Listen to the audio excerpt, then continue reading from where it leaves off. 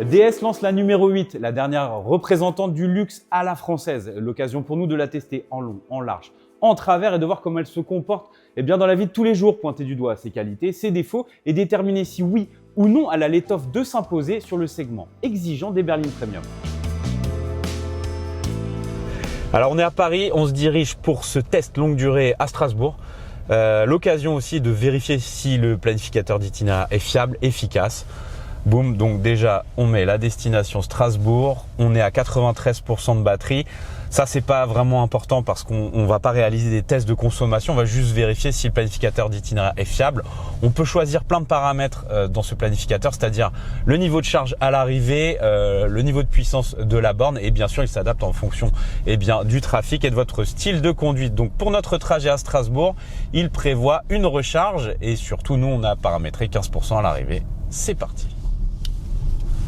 Alors une électrique c'est bien connu, c'est dans les embouteillages et dans la conduite urbaine qu'elle s'avère la plus efficace. Et là cette numéro 8 est équipée d'un système de régénération à 3 niveaux qui sont paramétrables via les palettes au volant. Et ce qui est bien pour le coup, c'est qu'on a un système one pedal ici sur cette petite touche. Et moi je suis fan de ce système, c'est-à-dire qu'on se prive de frein dans la conduite en ville et ça c'est génial.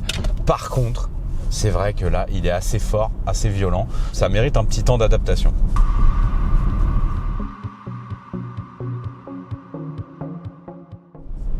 Alors, je sais pas comment tu sens en tant que passager. Moi, je trouve que c'est quand même assez confortable comme voiture. Oui, voilà. Ouais, je suis assis confortablement. Ouais, avec des sièges avec des réglages de grande amplitude. Non, mais c'est vrai qu'on peut régler le maintien latéral, on peut régler les lombaires, la qualité de l'assise est bonne, celle du dossier aussi. Et surtout, ce qui est important sur autoroute, c'est l'insonorisation. Et là, il faut signaler qu'on a du vitrage feuilleté sur les 4 vitres et surtout qu'on a des pneus hiver qui génèrent un peu plus de bruit que des pneus été. Mais globalement, ça reste vraiment hyper confortable. Donc DS a voulu mettre l'accent sur l'amortissement de qualité, ce qui est le cas. On y reviendra plus tard. Sur l'insonorisation, ça c'est vraiment réussi. Et sur aussi l'isolation thermique. Alors ils ont, je sais pas derrière toi si tu as remarqué, on a un petit chauffe-nuque. Moi c'est plutôt un chauffe-d'eau vu ma position de conduite. Moi aussi. Donc c'est arrivé dans les années 2000 sur le SL. Donc moi je pense que ça se justifie sur un cabriolet, sur une voiture comme celle-ci. Bon, ça fait plus gadget qu'autre chose. Parce que pour bien avoir le petit souffle chaud derrière la nuque, il faut vraiment que je me mette comme ça. Voilà. Ouais. Donc c'est pour des personnes de petite taille. Ouais, c'est exactement la même chose pour moi. Là, ça me souffle dans la colonne vertébrale, mais pas dans la nuque. Ça c'est embêtant. Essaye de faire un effort là, baisse-toi un peu. Tellement. T'es au max là ? Non. T'étais pas champion de zouk toi. Mais elle est même pas sur ta. Encore. Voilà. Non. C'est pour des petits adultes. Je peux pas conduire. Non, voilà. Laisse tomber. Pour profiter du chauffage, il faudrait qu'on soit comme ça pendant 500 bornes. Ce qui est pas très naturel. Non, en gros, faudrait mesurer, je sais pas, je dirais 1m60. Vas-y, mets-toi bien, pour voir. Voilà. Ouais, la différence, elle est quand même énorme. Ouais, elle est énorme. Bon, après, je pense que, hop, poum, vu que la chaleur, ça monte, ça tape sur le ton d'eau et hop, ça va derrière. Bon, après, pour être honnête, je le sens pas des masses non plus. Pourtant, il est mis là. Il est mis à fond. Tu vois, t'as les sièges ventilés, les sièges chauffants. Ils peuvent être massants sur la version vraiment haut de gamme étoile. Globalement, on se rapproche pas mal de ce que font les premiums. Hein. C'est pas ridicule en matière de confort des passagers.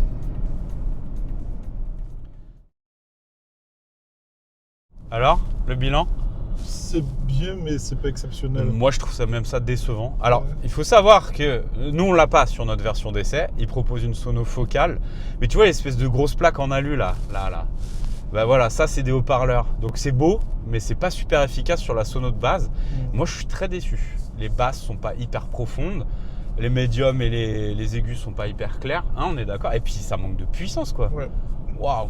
J'aimerais bien essayer la focale qui est proposée soit en option ou soit sur la version la plus haute, parce que c'est vrai qu'ils mettent le paquet dessus.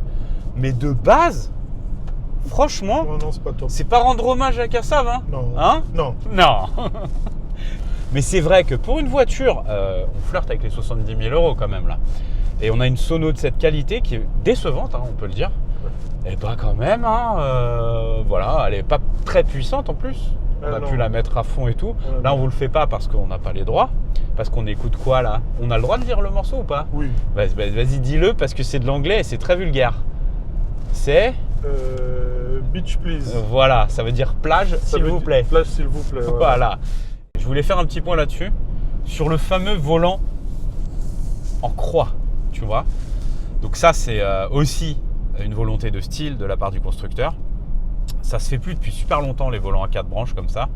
Là, c'est un volant en croix avec des touches. Alors, c'est pas vraiment du retour haptique, hein, c'est pas tactile. Mais voilà, bon, ça fonctionne plutôt bien. Tout le côté droit, c'est pour le multimédia, le téléphone. Et tout ce qui est à gauche, c'est pour les ADAS, hein, c'est-à-dire le régulateur de vitesse, le limiteur et la conduite autonome. C'est très simple à utiliser, il y a zéro problème. Par contre, DS dit qu'en matière d'ergonomie, voilà, on est à 9h15, je crois. Non, 9h15, c'est ça, ouais. Enfin bref, moi je conduis vraiment comme un mec normal. C'est vrai qu'avoir les bras semi-fléchis, ça c'est important. Mais qu'à la longue, c'est fatigant quoi. C'est fatigant parce qu'on ne sait plus trop où mettre ses mains et tout. Alors bon, il y en a que ça ne dérangera pas, mais moi par exemple, ça me dérange. Surtout là, ça fait même pas 2 heures qu'on est parti. J'ai déjà envie de me mettre comme ça. Par contre, tu vois, ce que j'aime bien, c'est que on voit quand même l'instrumentation et ça, c'est dégagé et ça, c'est très très bien.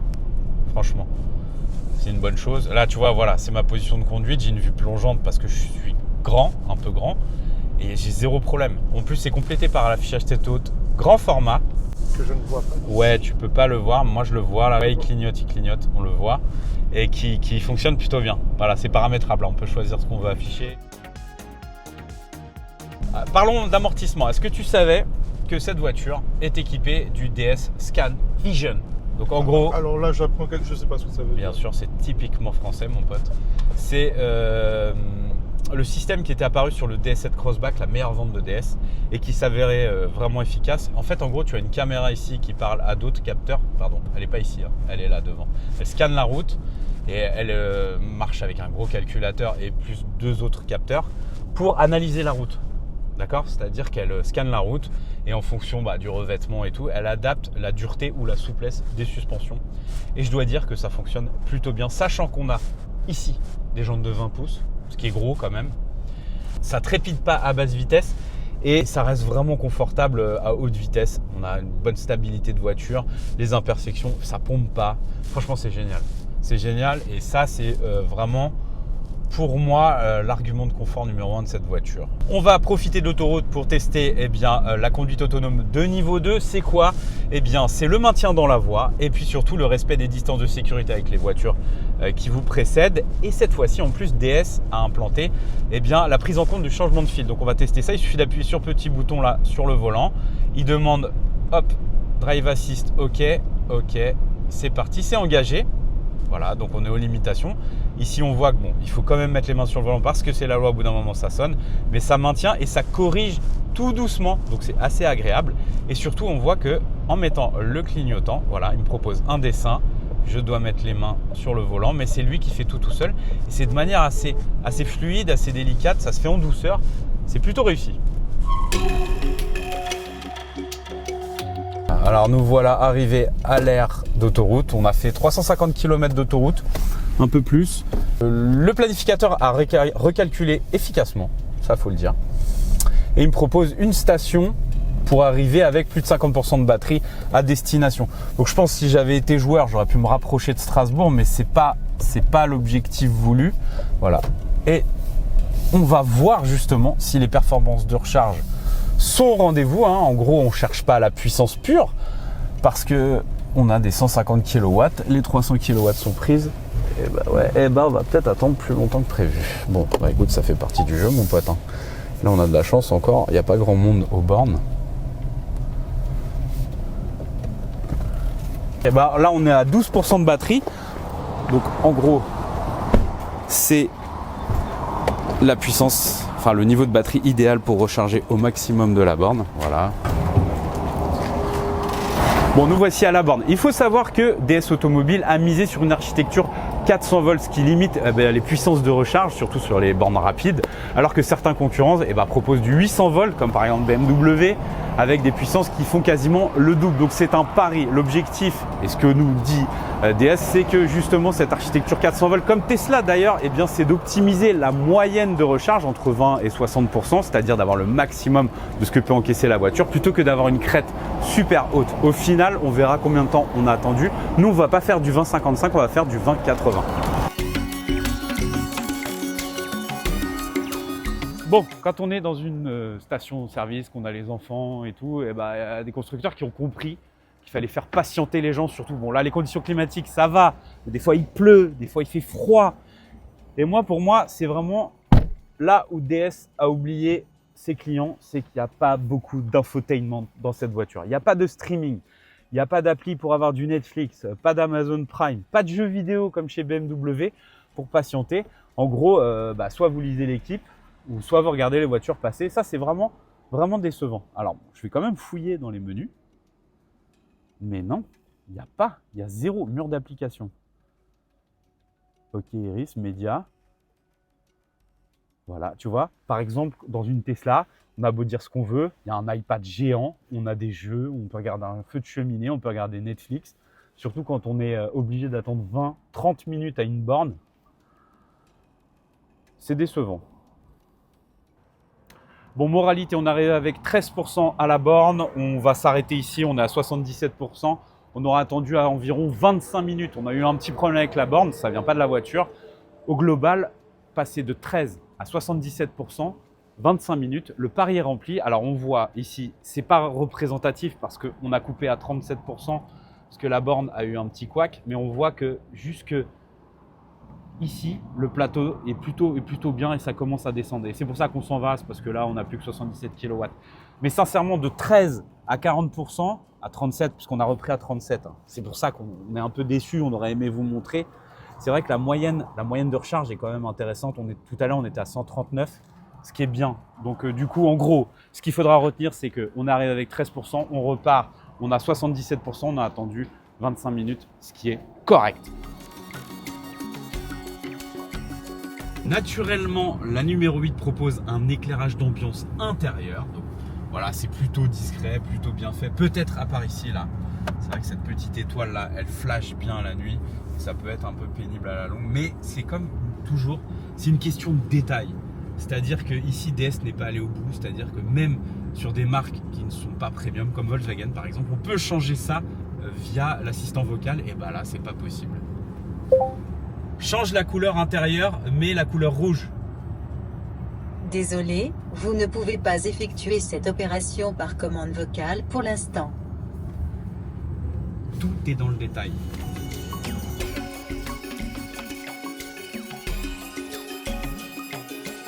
Bon, le bilan de cette première journée sur un parcours exclusivement autoroutier, Paris-Strasbourg, un peu plus de 500 km. Le temps normal avec une voiture thermique, c'est 5h15.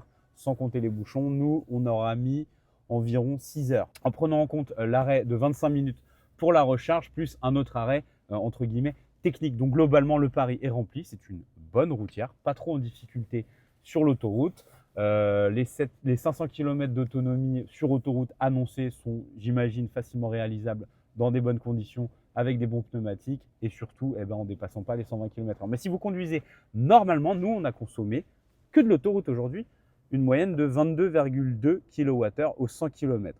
Pour un SUV qui pèse 2,3 tonnes, qui mesure 4,80 m et avec 2 gros pépères à bord, c'est plutôt pas mal.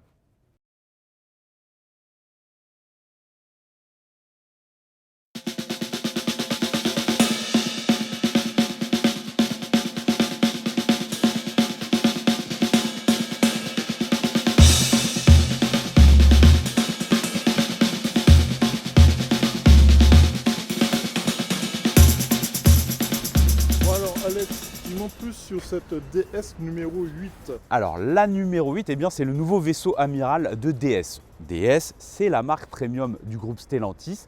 C'est un peu l'embouteillage à l'heure actuelle puisqu'il y a aussi Alfa Romeo, Lancia, donc la cohabitation est un peu difficile. Mais la marque a de l'actu puisqu'elle a restylé la numéro 4 qui est la compacte et lance aujourd'hui son vaisseau amiral, la numéro 8. C'est une sorte, la marque le présente comme un SUV coupé. Alors on va dire que le panel de concurrents est assez vaste, ça va de l'Audi Q6 e-tron au Lexus RZ, la Model Y et puis aussi au niveau des berlines la BMW i4. Alors visuellement on va faire un petit tour d'ensemble. Ce qui a été choisi par la marque, c'est d'offrir en gros une silhouette de berline surélevée avec une position de conduite surélevée aussi parce que les gens aiment ça et surtout, ça c'est la marque de fabrique de DS, c'est d'offrir un design clivant et original. Je ne me prononcerai pas sur on n'aime pas, je vais vous faire le petit tour des spécificités de la voiture. 4,82 m, ça c'est son gabarit. Ensuite, ce qu'on notera, eh bien, c'est cette chute de pavillon, c'est très à la mode, façon fastback, mais ça c'est bien. D'une part pour le design, mais aussi pour l'aéro. Et l'aéro, cette voiture le soigne particulièrement. Il faut savoir qu'il y a deux facteurs pour faire une voiture peu consommée, c'est l'aérodynamique, elle est parmi les meilleures de sa catégorie, et le poids. Ce n'est pas la meilleure élève puisqu'elle pèse 2,3 tonnes. Petit focus donc sur le béquet. Pour cela, il y a plusieurs éléments. Il y a un fond plat, il y a des volets actifs devant, il y a aussi des parties qui ont été travaillées spécifiquement pour la stabilité, pour l'aérodynamisme et la pénétration dans l'air. Donc ça fonctionne, ça pour le coup. Et avec ces contraintes, les designers ont réussi à offrir un style clivant. C'est vraiment ça, c'est de ne pas être comme les autres sur le marché des SUV qui sont plutôt consensuels. Et on voit ici avec ces arêtes qui sont hyper saillantes, avec ces feux Matrix LED, cette version Biton, et sur les versions les plus haut de gamme, on peut même avoir une calandre lumineuse. Ça aussi, eh bien, c'est très tendance. Alors autre chose qui est intéressant, c'est que cette voiture, elle est made in Europe. Elle est produite en Italie, dans l'usine de Melfi, et ses batteries, elles, sont assemblées en France. Ce qui lui permet d'être éligible à l'EcoScore, et ça, c'est intéressant pour les professionnels. C'est-à-dire qu'en gros, vous pouvez la mettre dans votre shortlist et l'avoir comme véhicule de fonction, par exemple si vous êtes bien placé dans l'entreprise, si vous êtes PDG, encore faut-il l'assumer. On remarque quand même que l'intérieur est quand même beaucoup plus sobre que l'extérieur. Alors il y a quelques petites choses qui moi personnellement me déplaisent, comme par exemple ces plaques d'enceinte. Et tu sais pourquoi ? Je vais te montrer. Regarde, démonstration. Vas-y. Alors déjà visuellement, moi c'est pas à mon goût. Bon après à la limite ça c'est pas grave. Mais c'est le fait d'avoir misé sur le design, voilà. Ça pénalise l'ergonomie. Regarde, pourquoi ? Parce que logiquement tu te dis tiens je vais ouvrir la porte ici. Oui. Non ? Oui, mais non, c'est là. Bon, jusqu'ici ça va. Une fois que tu as compris, tu ouvres la porte par ici. D'accord ? Mais quand tu es rentré, démonstration. Quand tu re-rentres dans ta voiture, tous les jours tu fais ça, on est d'accord. Tu re-rentres, hop, boum, boum. Tu vas chercher là, on est d'accord. Je suis d'accord. Mais là, il n'y a rien. Et non, c'est comme ça. Et ça, c'est pas naturel. Toujours sur le registre de l'ergonomie, DS a mis un volant en croix. Voilà. Donc on a fait quelques kilomètres avec, et c'est vrai que la position des doigts sur le volant est pas, on va dire, c'est naturel au début, ça va, mais à la longue, c'est un peu fatigant. Je ne saurais pas comment t'expliquer ces deux branches-là. Donc voilà, bon, ça, après, ça fait son petit effet. Ce que j'aime pas trop, ce sont ces commodos-là, ces deux blocs en plastique, tu vois, pour commander à droite le multimédia, à gauche les aides à la conduite. Je trouve que ça fait pas super quali et ça dénote un petit peu avec le guillochage, les inserts en alu. Globalement, il faut reconnaître que c'est plutôt bien fini. Là, on est vraiment au niveau des premiums, BMW, Audi, voilà, on est au même niveau. On a du beau cuir ici, surpiqué, c'est sympa. On a de l'aluminium ici. On a un beau revêtement en moussé avec du tissu par-dessus. Non, franchement, c'est plutôt réussi. On a aussi la console flottante, tu vois. Là, le design, bon, ouais, c'est sympa. On a le chargeur de smartphone ici. Mais par contre, voilà, quand tu as un gobelet de café à mettre ou alors à aller chercher, c'est pas hyper pratique. Mais bon, ça, c'est beaucoup de marques comme ça. Mais on a pas mal de rangements quand même. On a un autre rangement ici. Et on a des bacs de portière. Alors ça, c'est pour le moins grosse faute de goût, tu vois. C'est-à-dire que voiture premium et tout machin. Ah ouais, on est des journalistes auto, on pinaille sur les plastiques durs et tout. Mais là la voiture, elle a 70 000. Là, tu vois. On a du plastique moulé là pour les haut-parleurs. Et ça fait cheap. On a un peu de feutrine, un peu là-dedans dans la bague de porte.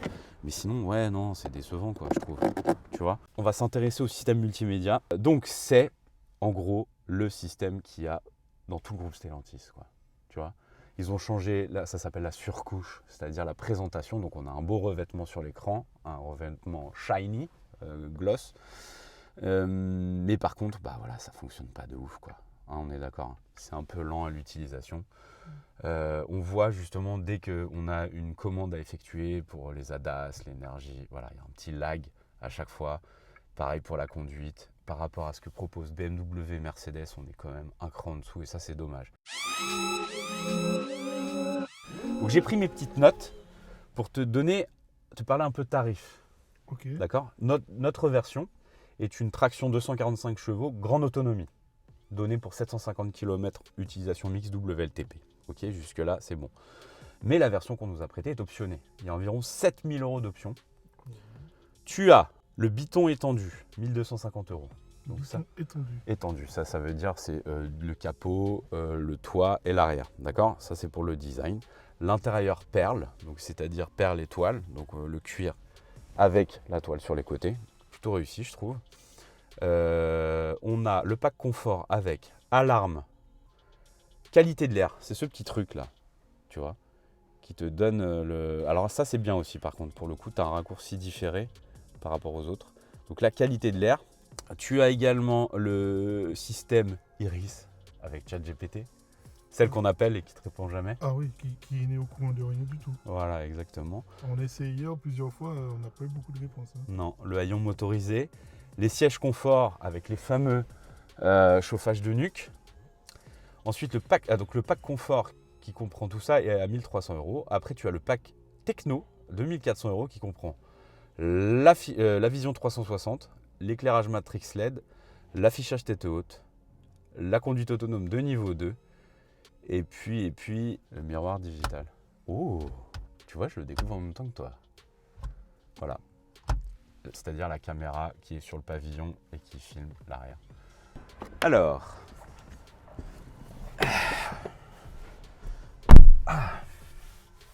Eh ben écoute, on n'est pas si mal à l'arrière. Au niveau des jambes en tout cas, moi je mesure 1m90, j'ai réglé le siège comme un conducteur d'1m80 et ça reste vraiment correct au niveau des jambes. Par contre, c'est la position, tu vois. Comme le pack de batterie est installé ici, du coup, on a les jambes surélevées et du coup, on a les cuisses un peu décollées. Ça me gêne un petit peu, tu vois. Et aussi au niveau de la garde au toit, ça c'est le style à chaque fois. Dès qu'on est un peu grand, bon là, si je me tiens de manière droite et naturelle, j'ai la tête qui frotte, tu vois. Donc voilà. Et aussi, j'aurais aimé un dossier un peu plus creusé pour pouvoir mieux épouser l'arrière. Attends, voilà. Vérifier moi aussi. Vas-y, vérifie. Ah, c'est vrai que c'est un peu droit. Ouais, c'est un peu droit. J'aurais aimé quelque chose d'un peu plus creusé. Mais par contre, c'est mou. C'est assez moelleux, c'est assez confortable. Après, je peux faire des kilomètres derrière. Hein. C'est juste, voilà, on a vraiment les genoux qui sont relevés, quoi. Et aussi, un autre détail, tu vois, ça par exemple, là, le truc en plastoc, là, ça, je suis un peu déçu. Le truc de haut-parleur. Et maintenant, on termine par le coffre. Et ça, c'est la bonne surprise, hein, parce qu'on a vraiment un volume généreux, 620 litres, tu vois. Moi, je trouve ça vraiment sympa. Et en plus, on a un rangement pour les câbles. Ça, c'est bien, parce qu'il faut savoir qu'il n'y a pas de frunk. Les frunks, c'est le petit rangement qu'il y a sous le capot à l'avant, que proposent certains concurrents, comme par exemple Xpeng ou Tesla, tu vois. Donc bon, là, c'est vrai que c'est chiant quand on a les bagages et tout, qu'on a les câbles à aller rechercher en dessous. Mais au moins, il existe et il est là, ce rangement. Et ça, c'est bien.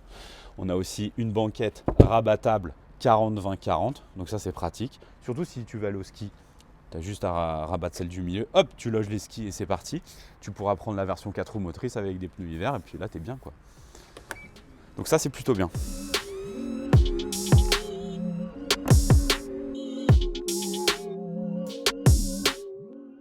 Donc en ville, c'est vrai qu'au démarrage, quand on regarde la voiture, elle a un grand gabarit, 4,82 m. Du coup, on se dit que ça ne va pas être évident pour circuler, pour stationner. Et en fait, absolument pas. Tout se passe bien. On a une bonne visibilité.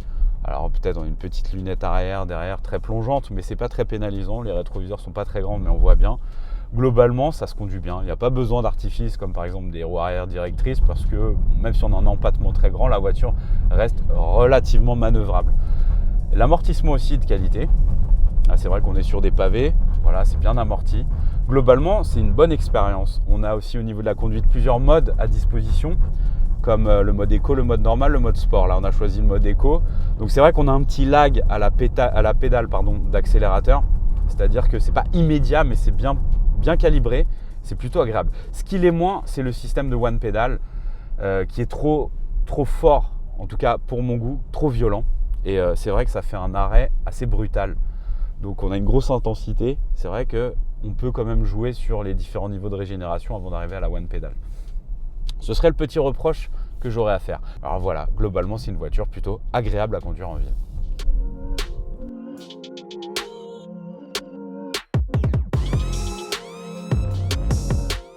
Alors tout au long de la semaine, on a conduit cette voiture dans plusieurs environnements, la ville, la route et l'autoroute, et on a relevé des consommations dans la vie réelle, entre guillemets. On n'a pas pratiqué d'éco-conduite, on a roulé aux limitations de vitesse, et surtout, point important, je le répète, on est équipé de pneus hiver, donc du coup ça a un impact sur la consommation. Mais globalement, la surprise est plutôt bonne pour un véhicule de ce gabarit. En ville, on a relevé une conso moyenne de 15 kWh au 100 km, ce qui est correct.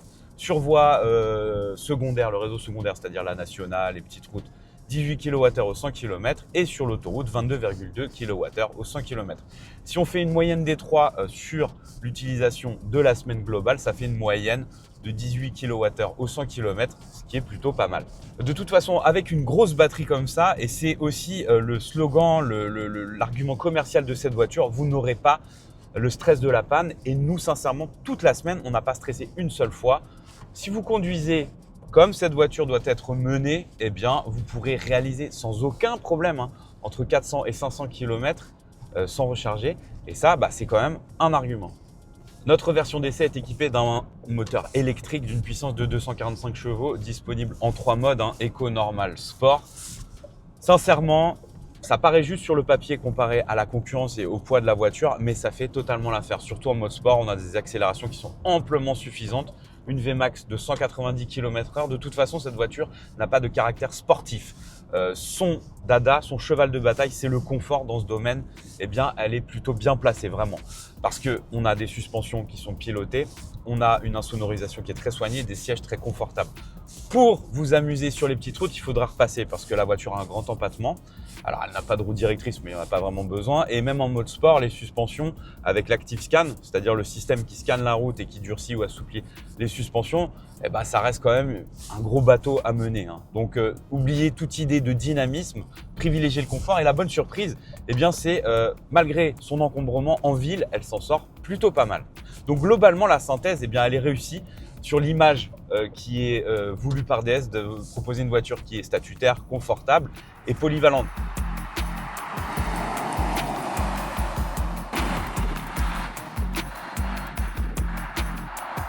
DS a équipé sa voiture d'une très grosse batterie, donc ça c'est plutôt bien pour les recharges rapides avec une puissance, on va dire, dans la moyenne du marché. Mais ce qui est bien surtout, c'est qu'il a pensé à la majorité des cas de recharge, c'est-à-dire la recharge à domicile avec du courant AC, du courant alternatif. Avec un chargeur assez puissant de 11 kW de série, il est possible de faire grimper à 22 kW de série. Donc ce qui veut dire que chez vous, à la maison, sur une wallbox de 7,4 kW, vous chargerez grosso modo 80% en une nuit. Et ça, c'est plutôt bien. Et surtout aussi, sur les recharges publiques, c'est bien, surtout si vous prenez le 22 kW, ça réduira le temps de charge. Une dernière chose, on vous déconseille fortement de recharger sur une prise domestique. Déjà, c'est dangereux, et ensuite, vous attendrez plus de 2 jours et demi. Excuse-moi. Oui. On est pour longtemps? Non, ça y est, on a fini. Alors, notre essai d'une semaine au volant de la nouvelle numéro 8 s'achève ici à Strasbourg, dans un endroit très chaleureux pour faire le débrief de cette semaine justement. Alors, les points forts, les points faibles. Les points forts, tout d'abord, le style. C'est vrai qu'on aime, on n'aime pas cette voiture, elle se remarque tout au long de la semaine. Des gens sont venus nous voir, nous demander où elle était produite, quelle marque c'était. Ensuite, la qualité perçue, il y a du pour, il y a du contre. C'est-à-dire qu'on a des beaux matériaux, on a des cuirs soignés, on a vraiment quelque chose, une patte. Mais par contre, on voit que le constructeur ne s'est pas donné les moyens d'aller jusqu'au bout. Et il y a quand même quelques petites lacunes en matière de plastique, en matière notamment de multimédia, d'aide à la conduite. C'est vrai qu'il y a quand même un wagon de retard comparé aux Allemands. Tout comme la recharge. C'est vrai que c'est décevant. On sait que Stellantis, plutôt DS, a privilégié l'autonomie. Ça, vous aurez zéro problème de stress avec la batterie. Par contre, la puissance de recharge, quand on a une grosse batterie, c'est très important. Et là, pour le coup, c'est moitié moins par rapport à la concurrence. Alors que le prix, lui, il est au niveau de la concurrence allemande. Donc, le chemin sera long et difficile pour la DS numéro 8 pour s'imposer face à des marques comme BMW, Audi et surtout Tesla, qui n'est pas premium, mais qui coche toutes les bonnes cases d'une voiture électrique.